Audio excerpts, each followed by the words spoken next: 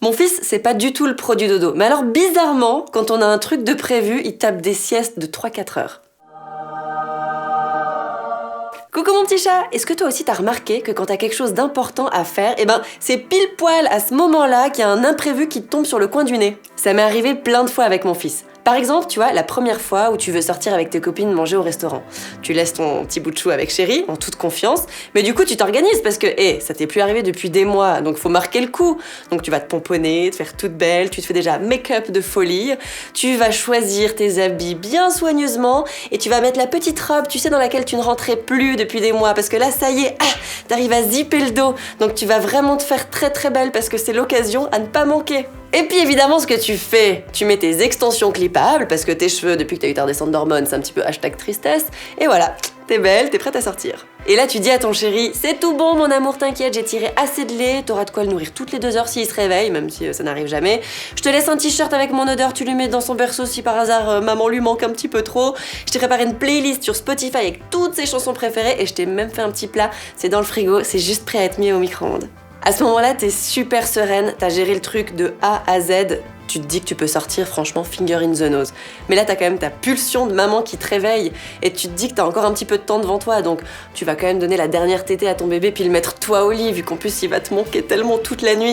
Alors qu'en vrai, si t'étais resté, il aurait de toute façon dormi et toi t'aurais loqué sur le canapé, donc ça ne change absolument rien. Mais bref, tu te dis que tu vas te déculpabiliser comme ça, donc tu prends ton petit bout de chou, tu le serres contre toi, tu montes dans sa chambre et puis tu t'assieds sur le petit fauteuil trop mignon d'allaitement et là tu lui fais une tétée, les yeux dans les yeux. Et ça se passe très très bien.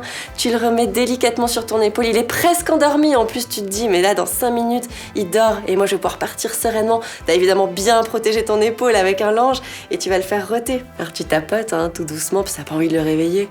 Et là, au moment du petit rot trop mignon qui sort habituellement, le geyser. Tu sais, le volcan en éruption. Le truc qui te retapisse les murs. C'est exactement pareil, ça te coule entre les seins. Il y en a partout, t'en as plein les cheveux. Qu'est-ce que tu fais? En plus, le petit qui allait dormir, il dort plus du tout. Il est en train d'hurler à la mort, le pauvre, il a plus rien dans l'estomac et en plus, il est apeuré parce qu'il vient de vomir. Super le début de soirée. Et voilà, alors à ce moment-là, évidemment, tu prends la décision de t'occuper de ton petit chat parce qu'il te fait tellement mal au cœur, le pauvre, il a tout vomi. Donc tu vas devoir le changer, l'apaiser, le remettre en pyjama, lui redonner à manger peut-être même, et le mettre au lit délicatement. Et seulement après, tu pourras toi te doucher, enfiler ton vieux pyjama et te mettre au lit. Ensuite, il y a la fois où t'as un rendez-vous super important, que tu le cales dans l'après-midi, mais tu te dis je vais le mettre suffisamment tard pour être sûr que mon petit puisse faire la sieste correctement, donc tu bookes 16h, c'est très bien, ça fait que tu partiras de chez toi environ à 15h, tu vas peut-être même éviter les bouchons en rentrant, donc c'est parfait, et de toute façon il a jamais dormi plus tard que 15h, donc au pire des cas, t'as 1 heure de marge, t'es super large. Bref, encore une fois, t'as pensé à tout, paré à toutes les éventualités, sauf que pour la première fois, ton petit chat, il te fait une sieste d'enfer. À 15h, tu te dis, trop bien, il a super bien dormi, il va être de très très bonne humeur. À 15h10, tu commences à tout préparer, tu vois, tu mets les habits sur la table à langer, comme ça t'as juste à le sortir du lit, l'habiller et tout. Tu sors déjà la compote, comme ça elle est à température ambiante, ce sera plus vite avalé. Tu prépares la poussette devant la porte d'entrée avec tout ce qu'il faut à l'intérieur, prêt à partir. Puis de toute façon ça va, t'es nickel avec le timing parce qu'il va se réveiller d'une minute à l'autre. À 15h20, tu commences à stresser un peu parce que d'une part c'est pas normal qu'il dorme si longtemps, ça lui arrive jamais, mais bon, t'as déjà été contrôlé 4 fois en 12 minutes pour être sûr qu'il respire bien et tout va bien. Par contre c'est au niveau du timing, ça va être très très serré parce qu'il faut que tu partes absolument à 15h30 de chez toi, donc en 10 minutes tu vas devoir le sortir de son lit, l'habiller, le changer, le faire manger.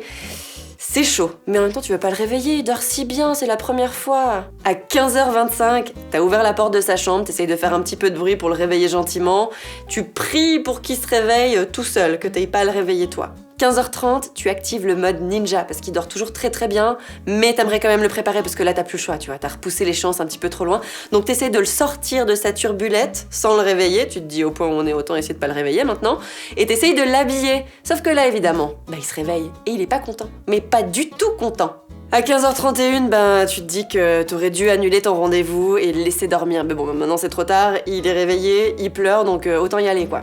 À 15h35, tu actives le mode zénitude parce qu'il te fait bien comprendre qu'il est fâché, il est pas content que tu l'aies réveillé et du coup il te rend la tâche impossible pour le changer et l'habiller. À 15h40, tu le mets tant bien que mal dans sa poussette, t'essayes de lui mettre les sangles mais il a vraiment pas envie de partir, t'embarques la compote avec toi en espérant fermement pouvoir lui donner à manger dans le bus. Bref, finalité de l'histoire, t'arrives en retard à ton rendez-vous, évidemment, t'as loupé ton bus, hein. Et puis du coup on te recale, tu n'auras pas ton rendez-vous, tu dois reprendre un rendez-vous qu'on te donnera genre dans 3 mois. T'as réveillé ton bébé, il t'en voudra peut-être à vie pour ça. En plus de ça, il fera plus jamais de bonne sieste à cause de toi et t'as réussi à stresser tout le monde avec ton histoire, bravo! Je crois que quand tu deviens maman, finalement, faut réussir à apprendre le lâcher-prise, savoir que les choses ne se déroulent pas forcément comme tu l'avais prévu. Des exemples comme ça, j'en ai plein, mon petit chat. Et je suis sûre que toi aussi, tu me les mets en commentaire, j'ai bien envie de savoir ce qui t'est arrivé. Si t'as aimé ma vidéo, petit pouce bleu, oh, ça fait toujours plaisir. Et puis tu t'abonnes à ma chaîne. On dirait que je donne un ordre. Et tu t'abonnes à ma chaîne, hein Marie?